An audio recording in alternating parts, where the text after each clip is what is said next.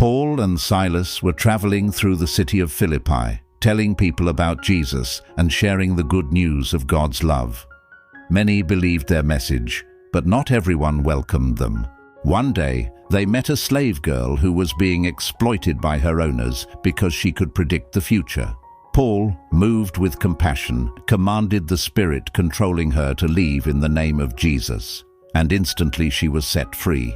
Her owners were furious. Without her ability to tell fortunes, they could no longer make money from her. They dragged Paul and Silas before the city officials, accusing them of causing trouble and teaching beliefs that challenged Roman customs. A crowd quickly turned against them. Without a fair trial, Paul and Silas were beaten with rods. Their backs were bruised and bleeding. Then they were thrown into the deepest part of the prison, and their feet were locked tightly in wooden stocks. Most people would have been angry, discouraged, or afraid. But around midnight, something incredible happened. Instead of complaining, Paul and Silas began praying and singing hymns to God.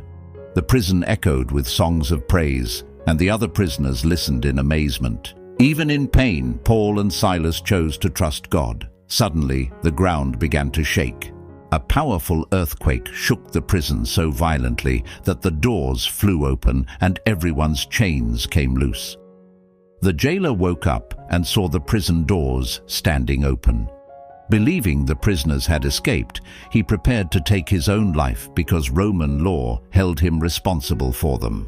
But Paul shouted through the darkness, "Don't harm yourself. We are all here." The jailer rushed in, trembling with fear. He fell before Paul and Silas and asked one of the most important questions in the Bible. "Sirs, what must I do to be saved?" Paul answered, "Believe in the Lord Jesus, and you will be saved, you and your household." That night, Paul and Silas shared the message of Jesus with the jailer and his family. They all believed, were baptized, and celebrated together. The jailer washed the wounds of the very men he had been assigned to guard, while God had healed something even greater, the hearts of everyone in that home.